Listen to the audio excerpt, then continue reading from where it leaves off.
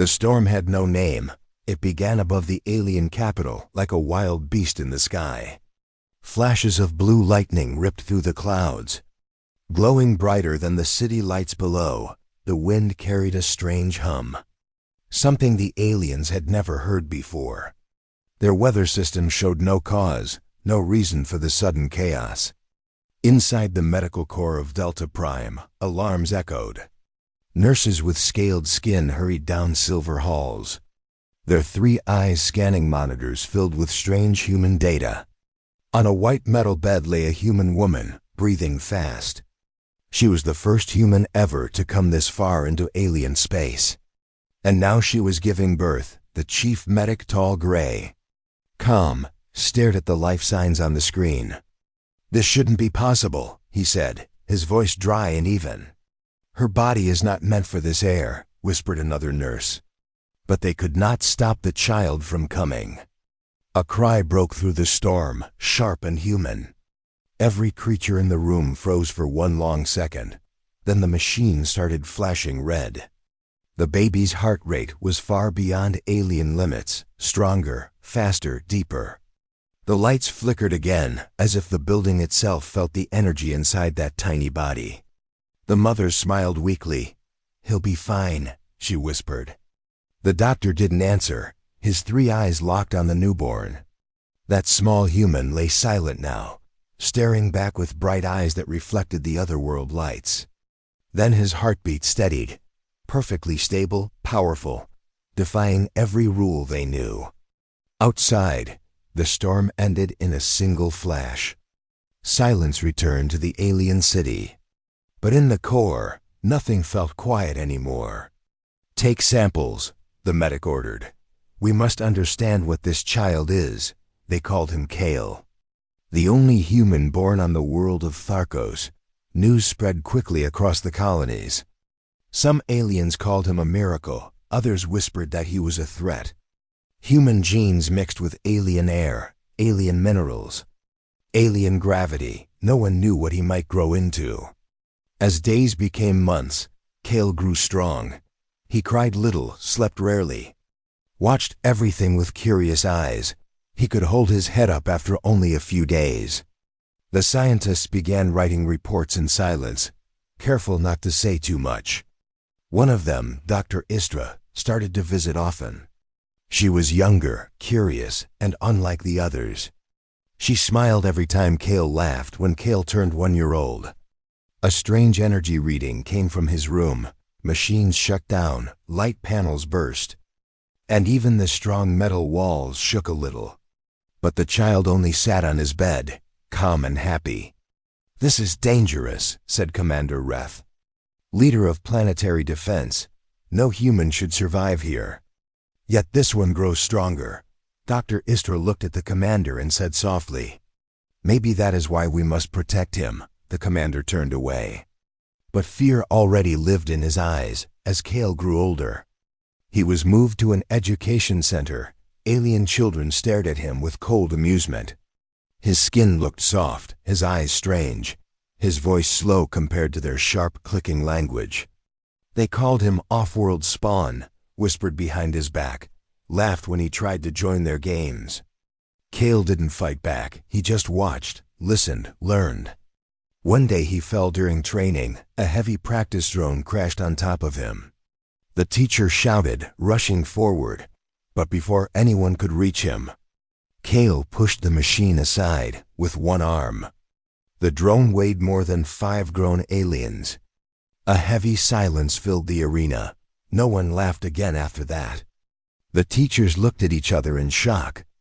Dr. Istra was called, and when she arrived, Kale was standing quietly in the middle of the room. His hands were shaking slightly, not from pain, but from surprise. He didn't understand how he had done it. Later that night, Dr. Istra watched Kale through the glass window of the observation room. He was asleep, peaceful, not dangerous at all. Yet the glass still trembled slightly when he breathed. The doctor took a deep breath and whispered, "Humans adapt faster than we can measure in the command center. Reports stacked taller each day. Do we tell Earth?" asked one officer. Commander Reth replied, "Not yet. Not until we know what he really is." High above them, the night sky was quiet again. Stars burned like white eyes on black stone, and somewhere in that silence, Kale's heart beat strong, the rhythm of something new. No one in Tharkos knew it yet. But the storm had not ended, it had only changed shape. And learned to breathe. Kale grew fast. Faster than any alien child his age, by the time he was 6. He could run the training fields in half the record time. His eyes were brighter than before. A strange mix of blue and gold. He liked to stare at the sky. The twin suns of Tharkos reflected in his gaze, but even as he grew strong, he grew alone. The alien children never stopped calling him off-world. They laughed when he spoke their language with human accent. They pushed him during drills, hid his learning tablets, and once even locked him in a cold chamber just to see if the human could survive. He survived. When they opened the door, he was sitting quietly, humming a song he had taught himself. The temperature would have frozen an ordinary child. But Kale seemed untouched. Dr. Istra still visited him, though fewer officials liked her doing so. "Why do you waste your time on it?" said one of the senior medics. She only smiled and said, "Because he will not stay small forever." She began to teach him privately. Simple ideas about peace, logic, and restraint. Kale listened carefully, always curious, always wanting to know why. One day, after a long silence, he asked, "Why does everyone hate me?" Istra hesitated. "They fear what they don't understand," she said, her voice soft like the blue evening air outside. "But am I dangerous?" Kale asked. "Not yet," she replied. And for a moment, her eyes looked sad. By age 10, Kale could read alien combat manuals meant for soldiers. He understood every word, and even asked questions the instructors couldn't answer. One teacher said he was showing aggression, but Istra disagreed. "He's showing comprehension," she said firmly. "And that frightens you." Kale began to notice more than lessons. He noticed how the guard's scanners flickered when he walked by, how the air around him sometimes bent faintly, like heat waves above stone. He started hearing whispers in the night, his name spoken through speakers that were turned off. He didn't know if it was real or his mind playing tricks. Life changed when Commander Reth returned. He was older now, colder, but still the same man who once wanted Kale contained. He visited the academy one morning, his silver armor shining under the suns. The students stood in perfect lines, eyes forward, all except Kale, who looked directly at the commander. Reth's gaze locked with his. For a long moment, the air felt heavy. Then Reth spoke. "So, you are the human born among us," Kale answered quietly. "I am," the commander smiled without warmth. "We'll see if that is a gift or a threat." That week, Kale was moved to a higher division, advanced physical trials. He was smaller than most alien trainees, but stronger. He could climb the high walls without boosters, his reflexes perfect, his breathing steady. Others began to talk. "He's not normal," said one. "He's learning too fast," said another. Fear spread, not because Kale did harm, but because he showed what no one else could. Still, Kale stayed polite, calm, always obeying the rules. Only once did he lose control, during a sparring match. An older alien struck him again and again, mocking his human blood. Kale refused to fight back until the bully aimed a strike at Istra, who was watching from the stands, in one rapid motion. Kale moved, faster than cameras could record. The next second, the bully was on the ground, unhurt but pinned, his arm locked so tight he couldn't move. Silence fell across the arena. Kale looked terrified by his own strength. He released the bully and stepped back, his voice shaking. "I didn't mean to." Istra rushed over and placed a hand on his shoulder. "It's okay," she said, "but now they've seen what you can do." That night, a meeting was held among the academy leaders. "The human is dangerous," said one. "He must be contained. He is a child," Istra argued. Not a weapon, but Commander Reth simply said. Then we must test which one he is, the next morning. Cale was told he would attend something called the reflex examination. He didn't know it yet, but no ordinary student had ever been chosen for it. It was a test made for soldiers, testing reaction time, focus, and energy resistance. As he stepped into the metal chamber, the doors closed behind him with a deep echo. He looked through the glass and saw Istra standing outside. Her eyes were full of worry. Though she tried to smile, Cale squeezed his fists, breathed in, and whispered, "I'll make them believe I belong here." The lights dimmed. The machines hummed, and a cold blue light spread across the floor. The test had begun. Above, Commander Reth watched from the balcony, his hands behind his back, his face unreadable. As the first sequence started, data screens flashed.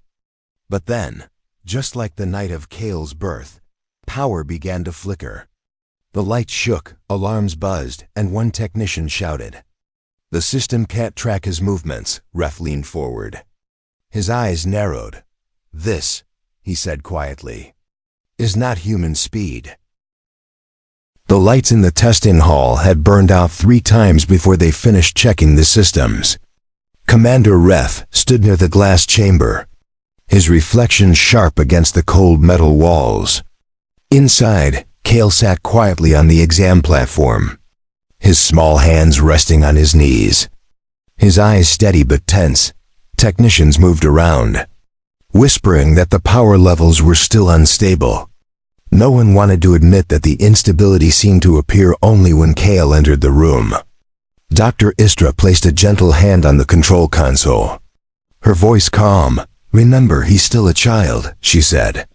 Trying to soften the silence, Reth didn't answer. His gaze fixed on Cale. In his mind, this was not a child. This was a human anomaly. "A living unknown. Begin test phase 1, he ordered. The walls began to shimmer with soft lights. Small metal drones rose from hidden compartments, circling Cale slowly. Each was programmed to test his reaction time through harmless energy pulses. The first pulse shot toward him like a flash of light. Cale ducked easily, almost before it had fired. The second came from behind, faster. Cale twisted and sidestepped with perfect rhythm, his motions smooth like a trained fighter. Everyone watching began to whisper. "He's not calculating, he's predicting," one officer said softly. Another replied, "That's impossible." "The sequence is random," Istra leaned forward, watching his movements closely. Cale didn't look scared. He wasn't angry, he was calm, too calm. Like he belonged there. When the 4th pulse hit, Cale's hand moved instinctively. Instead of dodging, he caught the energy wave. The chamber filled with a crackling blue flash, and every monitor spiked red for a heartbeat. Cale's face showed surprise and pain, but then control. He held the glowing energy between his palms. Steady and focused, the drones fell silent, their systems shutting down automatically. The entire hall froze. The power in the building flickered. One of the technicians whispered in fear, "He's absorbing it." Cale slowly opened his hands, and the light vanished into the air. Fading like dust, he looked through the glass toward Istra, his voice soft, trembling. "Did I break it?" Istra shook her head, speechless. But Commander Reth only narrowed his eyes and said, "Continue to phase 2. Istra turned sharply. "He's tired." "This is enough," Reth ignored her. "If he is truly stable, he will survive the next stage," he said. At his command, the drones reactivated and rearranged. Their pulses no longer soft but rapid and bright like lightning. Cale took a single step back, his instincts screaming. When the first strike came, he raised his arm in defense. The light bent around him and scattered, never touching his body. Gasps filled the observation deck. Cale stared at his own arm in disbelief, glowing faintly with traces of blue light. The room sensors failed completely for several seconds. Reth called for manual data recording. "What is happening?" asked one officer, sweat gleaming on his scaled skin. Adaptation, Istra whispered. He's learning the pattern. Changing faster than the system can read. The test went chaotic. Drones crashed against the walls, sparks flew. And Kale stood at the center of it all, breathing heavily but refusing to quit. When the final drone overloaded, he raised both hands and shouted, not in fear, but in control. The energy burst stopped mid-air, frozen like a captured storm. Then he released it gently. Letting it fade, every screen went dark, silence returned. Smoke drifted to the testing hall. Kale knelt on the floor, exhausted, his heart beating fast but steady. Dr. Istra rushed in before Reth could stop her. She placed a hand on Kale's back, whispering, "It's all right. You're safe." Kale looked up at her with wide eyes. "I didn't mean to hurt them." "You didn't," she said. "You contained it." Reth entered behind her, his heavy boots echoing. He looked down at Kale and said, "Congratulations. You have proved one thing." Kale blinked in confusion. "What thing?" Reth's voice lowered. "That you are not human, not entirely." Kale's face fell. He didn't understand what he was becoming. Only that he no longer fit anywhere. Istra stood between them, her voice firm. "Whatever he is, he belongs here." Reth did not argue. But his silence had weight. He turned to his guards and said, "Keep him under surveillance from now on." That night, alone in his dorm chamber, Kale couldn't sleep. He kept seeing flashes of light when he closed his eyes. He touched his hands and felt a strange warmth still hiding beneath his skin.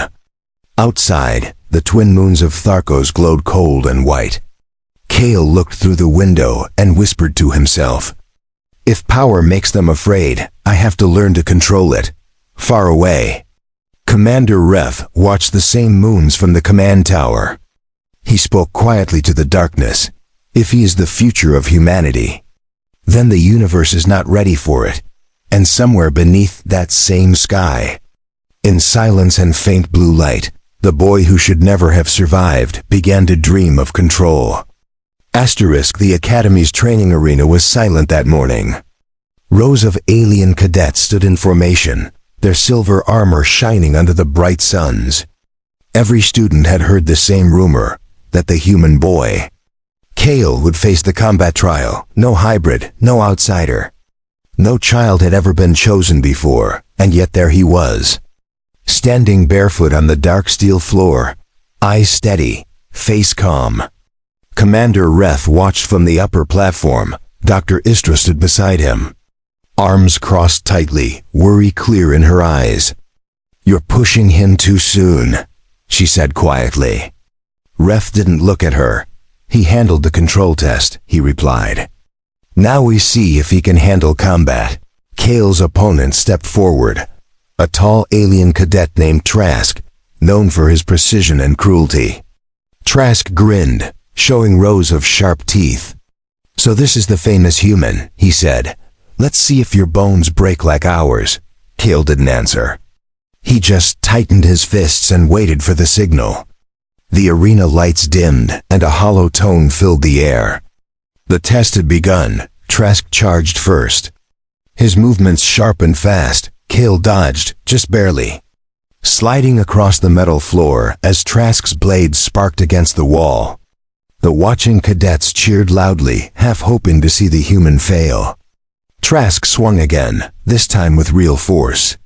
Kale blocked with his arm, pain shooting through him. He stumbled but didn't fall. Istra whispered under her breath, "Don't fight his power, feel his rhythm." Kale heard her through the intercom and closed his eyes for a second. He breathed in, slow, steady, then moved. The next strike came faster, but Kale moved first. He sidestepped, twisted under Trask's arm, and struck once. It was a simple blow, a human punch. Nothing special to the soldiers watching. But when it landed, Trask flew back several meters, hitting the wall hard enough to dent it. The entire arena gasped. Kale looked at his own shaking hand as if his body had acted without him. Trask roared in anger, jumping to his feet. "You cheated!" "Human!" he hissed, charging again. Kale didn't want to continue, but instinct pushed him. The two clashed in rapid motion, light, metal, breath, and speed merging. And each time Trask grew faster, Kale became faster still. Sensors above the ring began to flicker red. Unable to track their movements, finally Trask fainted, swinging low but pulling back just before the strike. Kale reacted faster than thought. His counterattack came from pure reflex. He moved like lightning, grabbed Trask's weapon hand, and threw him down in a blur of motion. The floor shook, and Trask's blade skidded away. Out of reach, Kale froze in place, his chest rising and falling. His expression mixed with fear and disbelief. Reth leaned forward. "He's not even angry," he murmured. Istra replied. "He fights with control, like he was born to balance power." Then the arena lights shut down completely. For several seconds there was only silence. When they turned back on, Kale was kneeling beside his opponent. Helping him stand, Trask stared at him in confusion. "You could have broken me," he said through gritted teeth. Kale shook his head softly. "Breaking doesn't make you win," he said. No one spoke after that, not even the spectators. The trial sensors calculated the scores and displayed them on the giant screen. Kale, 100% reaction. 0% aggression damage, 0% lethal intent. The hall remained silent until Reth stepped forward. He looked down at Kale, his voice flat but heavy. "Trial complete," he said. "Candidate passed." Then he turned to the other cadets. "You all saw it yourselves," he continued. "A human defeated one of our strongest without killing." His words carried both pride and warning. After the trial, Kale was escorted to the dorm hall. He sat alone, staring at his hands again. They were the same hands that had caught light and stopped force. But now they felt heavier, as if holding something unseen. Istra entered quietly and sat beside him. "You acted with mercy," she said gently. Kale nodded. He was scared. "Not evil. That's why they fear you," Istra whispered. "Not for your strength, but because you choose when to use it." Kale looked out the window at the glowing twin moons. The arena was dark now, empty, quiet, but across the academy, stories had already begun to spread, of the human who defeated a warrior without hate. Some said he was a weapon, others said he was a miracle. Commander Reth watched the reports come in one by one. His expression unreadable. He's self-aware, controlled, and stronger than projected, he said to his officers. One asked, "Do we celebrate or contain him?" Reth's answer came low and cold. "Both." Outside, the stars burned like quiet witnesses. Kale didn't know it yet, but the combat trial had changed everything. From that day, the humans were no longer a curiosity. They were a threat. Weeks passed after the combat trial. Kale became a quiet shadow in the academy's halls. Others stepped out of his way now, not out of respect, but out of fear. He could feel their eyes on his back, hear the whispers when he walked by. Some cadets called him the Quiet Storm, a name half mocking, half afraid, but Kale no longer cared for names. Something had changed in him after the trial. Every night, he dreamed of strange voices and distant stars. He saw flashes, a ship falling through fire, a woman's face, Earth's blue skies, memories, maybe, or something deeper. He didn't know which frightened him more, that they were real, or that they weren't. Dr. Istra noticed the change too. She tried to talk to him, to guide him, but Kale had grown distant. He spent long hours in the lower archives, places students weren't allowed. He said he was studying, but his eyes always searched for something else. Istra warned him softly, "If the commander finds you down here, he will not be kind." Kale only nodded, pretending to listen, though his mind was already wandering through the secrets of the base. One night, while the academy slept, Kale entered the deepest level of the archive. The door was sealed with alien code. But when his hand touched the panel, it unlocked with a low hum. He stared at his palm. It glowed faintly blue for a second, like it had recognized something inside.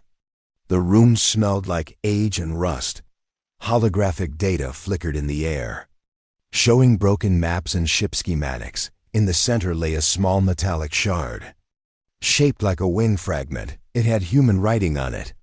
Half burned, half scratched, reading Astra 9. Cale touched it carefully, and a warm pulse ran up his arm. Images filled his mind. A crash on Tharkos, screams, and a voice saying, "Protect him." The sudden flash made him fall to his knees. Gasping, he realized then this was part of his parents' ship. The one that had brought them here, the one he had never been told about. He closed his fingers around the shard, stuffing it into his jacket, but he wasn't alone. "You shouldn't be here," came a voice from the shadows. Cale turned sharply. It was Commander Reth, standing at the entrance, eyes cold. Behind him were two soldiers with charged rifles. Cale's heart pounded. "You lied to me," he said, his voice shaking. "You said my parents were lost in transfer." Reth stepped closer. "They were," he said slowly. "But not before leaving something we could not control." Cale understood then. They had kept him here not to train him, but to study him. He felt anger rise like a storm. Not loud, but deep and cold. Istra appeared suddenly behind Reth. Breathless, "Stop this," she said. "He has a right to know the truth." Reth glared at her. "You've always been too soft," he said, motioning to the guards. "Take them both." The guards stepped forward. But Cale moved first. The lights flickered, power hummed, and the air itself seemed to bend. A single wave of force pushed the soldiers back without contact. They hit the wall and collapsed, their weapons sparking out. Reth took a step back in shock. "What are you?" he demanded. Cale stared at him, his voice low. "Something you never tried to understand." Istra grabbed his arm, her voice trembling. "We have to run." They rushed through the dark halls, alarms echoing above. Red lights flashed everywhere, announcing containment protocol. Cale felt guilty for leaving others behind, but deep down he knew this was his only chance. He needed to find answers before they buried them again. They reached the old transport bay, dust covering the ships that hadn't flown in years. Istra ran to a small scout vessel and began working the controls. "Can you fly this?" Cale asked. "Enough to get us out," she said with a nervous smile. Outside, Reth's voice shouted orders through the comms. "Seal the exits. Do not let them leave." Cale watched the soldiers swarm the hangar entrance. He closed his eyes, feeling again that strange energy inside him. The force spread through his veins, steady like a heartbeat. He lifted his hand, and the hangar doors slammed shut, blocking the troops' path. Metal groaned, sparks flew. But the doors held, the engines roared. The ship lifted into the night below them. The city lights shimmered like broken stars. Cale stood by the window, silent, the shard of his parents' ship glowing in his fist. Istra looked at him. "Where will we go now?" she asked. Cale's answer came slowly. "To where it began," he said. "To find the truth they fear, high above Tharkos." The ship vanished into the clouds behind them. Alarms still screamed, and soldiers searched the empty sky.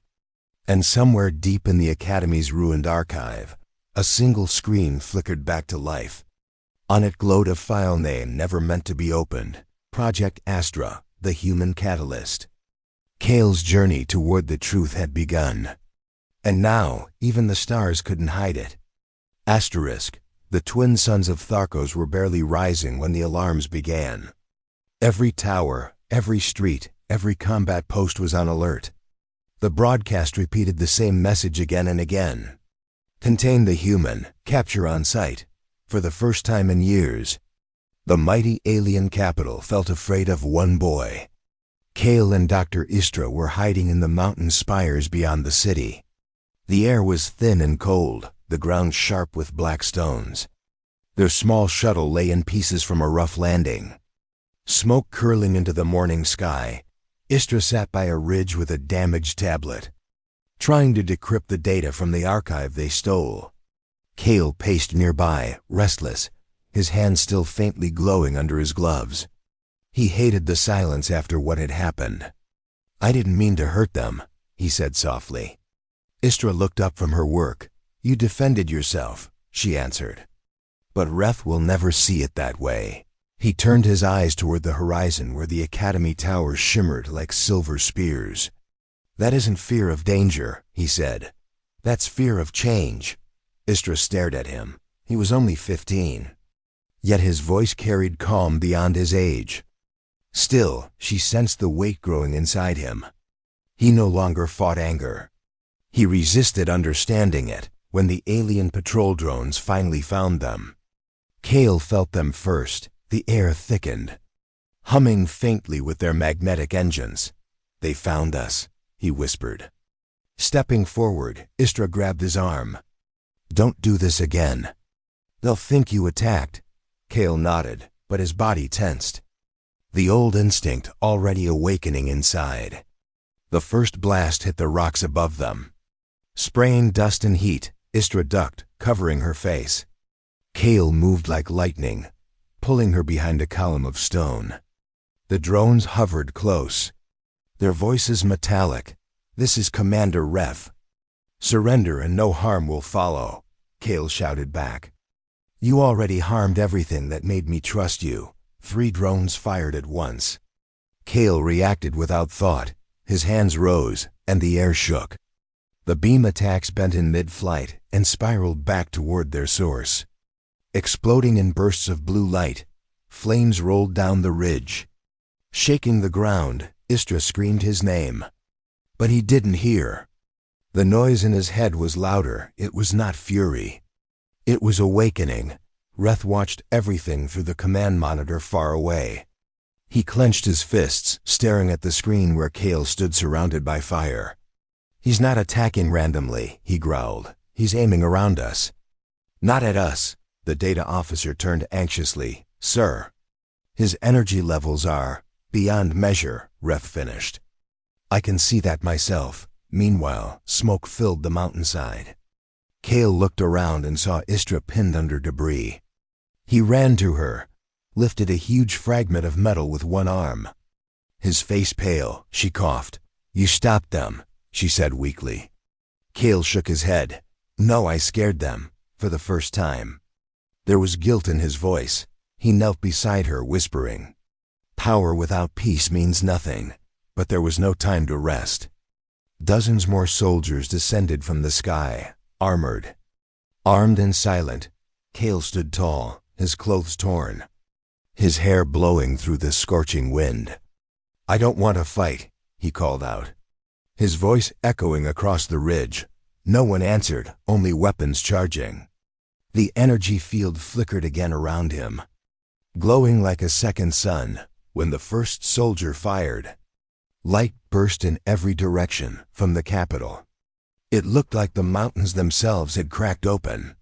The shockwave rippled through the clouds and lit the sky blue and white. Sensors across the planet failed for a full minute when vision returned. The soldiers were on their knees, disarmed. Their armor cracked open, but their bodies unharmed. In the middle of the field stood Cale, silent, holding out his hand, open, peaceful, empty. The weapons lay scattered around him like fallen leaves. Istra watched through the haze, tears in her eyes. "You controlled it," she whispered. Cale looked at her, exhaustion in every breath. "I didn't stop them with force," he said. "I stopped myself." He turned to the nearest soldier and helped him stand. "Go home," Cale said quietly. "Tell them this isn't war." Back in the command tower, the officers stared in disbelief. "He didn't kill anyone," said one. Reth's jaw tightened. "No," he said, "but today the aliens learned fear." "What should we do?" asked another.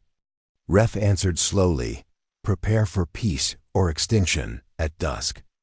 Cale stood on the ridge, watching the red sun sink below the horizon. The wind carried dust and silence. He could feel the planet breathing beneath his feet, angry. Alive, uncertain, Istra stood beside him. resting one hand on his arm.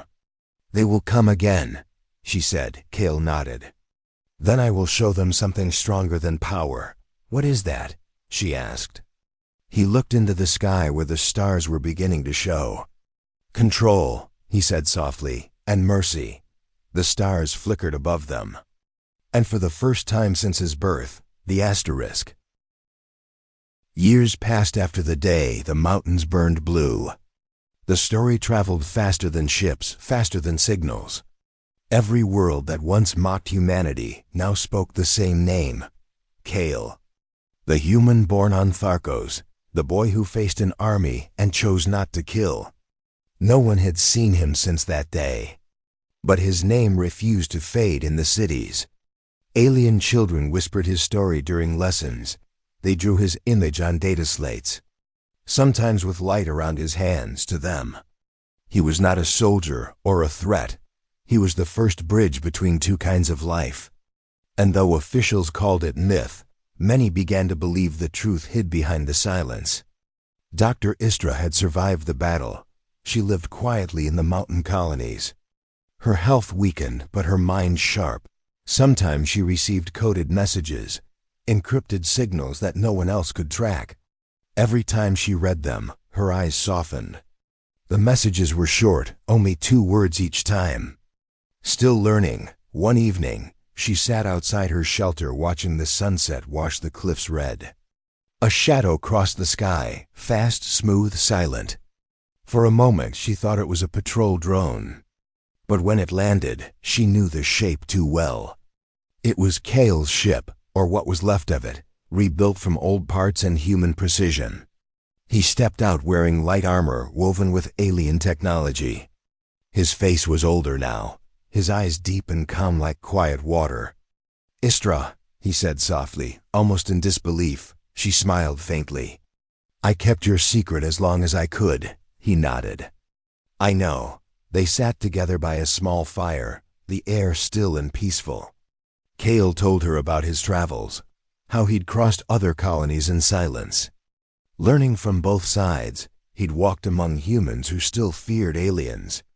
And among aliens who still feared humans, they all see pieces of truth, he said. But none see what happens when fear meets understanding. Istra listened. "Proud and sad at once. You've become more than they imagined," she said. Kale shook his head gently. "I only became what they forced me to be." Night fell slowly across the ridge. Stars blinked awake one by one. Kale looked up at them and said, "When I was young, I used to think I didn't belong anywhere." He reached into his pack and pulled out the old shard from the Astra 9 ship. It glowed faintly, pulsing like a living heart. "This piece," he murmured, "held the message my mother left." He placed it near the fire and touched its surface. A shimmer of holographic light appeared, forming a faint figure, a woman's outline. Smiling, her recorded voice said, "To the child who survives, remember who you are, not human, not alien, but bridge." The recording ended. Dissolving into thin air, Kale closed his eyes, letting the silence settle around them. "That's what I was meant for," he said quietly.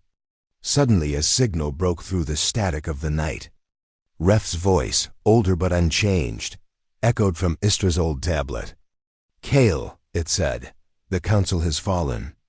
A rebellion rises. They need you." Istra looked at him nervously. "They're still afraid of you," she said. Kale smiled faintly. "Good," she frowned. "Why is that good?" "Because fear makes them listen," he replied. Standing up, he turned toward his ship, the wind lifting dust around him. Istra called after him, "You could run, live free. Forget this war." Kale stopped for a moment, staring at the horizon where the city lights still glowed faintly. "I can't," he said softly, "because legends don't live forever. But what they stand for does." He walked back to the vessel, the engines humming low and soft as the ship rose into the sky. Istra watched until it disappeared behind the stars. She whispered, "Bridge the worlds, Kale, far above Tharkos." Kale set his ship toward the capital once again. Below him were the same cities that once chased him, the same leaders who once feared him, but now they needed him. When he arrived at the outer defense ring, the guards lowered their weapons in silence. He stepped out, no army behind him, just his own steady breath. The same commander, older, weary, waiting, stood to face him. Reth bowed his head low. "You came," Kale answered simply, "because peace won't come without both hands." And that night, Tharkos changed forever. Two races sat together under one sky, not as enemies, but as survivors of fear. And though history would argue about the details, one truth would never fade. They spoke quietly in every academy, every ship, every world where life still sought meaning. They said that once, a child was born on an alien world. He grew through pain, learned mercy over strength, and turned fear into hope, and his name, whispered like prayer through time and dust, was Kale, because legends never die.